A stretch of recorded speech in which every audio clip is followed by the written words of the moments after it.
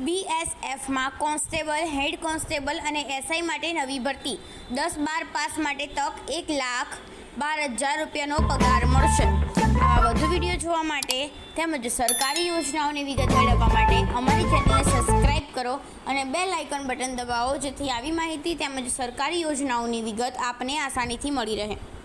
બીએસએફમાં constable, head constable અને SI માટે નવી ભરતી 10-12 પાસ માટે તક 1,12,000 રૂપિયાનો પગાર મળશે। 10મી પાસ ઉમેદવાર માટે સુવર્ણ તક આપવામાં આવી રહી છે। બીએસએફ દ્વારા હોટલ રિંગમાં કોન્સ્ટેબલ, હેડ કોન્સ્ટેબલ અને સબ ઇન્સ્પેક્ટરના કુલ 162 ખાલી પદો માટે ભરતી પ્રક્રિયા શરૂ કરવામાં આવી છે। દેશ સેવાનું સ્વપ્ન જોતા યુવાનો માટે આ એક ઉત્તમ તક છે। બીએસએફ વોટર વિંગ ભરતી 2024 સરહદ સુરક્ષા દળ અને તેના વોટર વિંગમાં ભરતી માટે સૂચના જાહેર કરી છે। આ ભરતી 162 જગ્યાઓ માટે છે, જેમાં કોન્સ્ટેબલ, હેડ કોન્સ્ટેબલ અને સબ ઇન્સ્પેક્ટર જેવા પદોનો સમાવેશ થાય છે। ઈચ્છુક ઉમેદવારો 1 જૂનથી 30 જૂન સુધી ઓનલાઈન અરજી કરી શકે છે। 2024 પદ અને લાયકાત વિષય કેટલીક મહત્વપૂર્ણ માહિતી અહીં આપવામાં આવી છે। સબ ઇન્સ્પેક્ટર, હેડ કોન્સ્ટેબલ અને હેડ કોન્સ્ટેબલ વર્કશોપ વિવિધ પદો માટે ભરતી કરવામાં આવી રહી છે।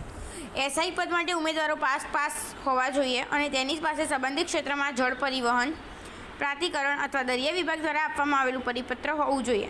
જ્યારે કોન્સ્ટેબલ અને હેડ કોન્સ્ટેબલ પદ માટે ઉમેદવાર 10 પાસ હોવો જોઈએ, તેની પાસે સંબંધિત ક્ષેત્રના પ્રમાણપત્ર ITI અનુભવ હોવો જોઈએ।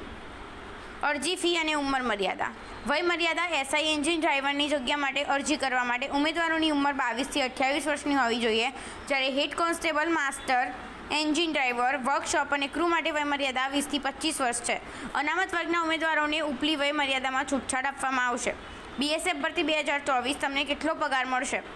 એસઆઈ માસ્ટર અને એસઆઈ એન્જિન ડ્રાઈવર ₹35,400 થી 1,12,400, head constable, master engine driver, workshop 25,500 થી 8,81,100, કોન્સ્ટેબલ ક્રૂ 21,700 થી 69,100। બીએસએફ વોટર વિંગ ભરતી 2024 માટે અરજીઓ ઓનલાઈન સ્વીકારવામાં આવશે। ઉમેદવારોએ વેબસાઇટની મુલાકાત લઈને ઓનલાઈન અરજી કરવાની રહેશે। અરજી કરતા પહેલાં ઉમેદવારોએ સૂચના કાળજીપૂર્વક વાંચવી જોઈએ અને ખાતરી કરવી જોઈએ કે તેઓ બધી લાયકાતના માપદંડને પૂર્ણ કરે છે। ઓનલાઈન અરજી કરતી વખતે ઉમેદવારોએ બધી જરૂરી માહિતી યોગ્ય રીતે ભરવી જોઈએ અને જરૂરી દસ્તાવેજો અપલોડ કરવા જોઈએ। અરજી ફી ઓફલાઈન ચૂકવવી શકાય છે। અરજી સબમિટ કર્યા પછી ઉમેદવારોએ તેની એક પ્રિન્ટ લઈને તેમની પાસે રાખવી જોઈએ। આ વધુ વિડીયો જોવા માટે અમારી ચેનલને સબસ્ક્રાઈબ કરો।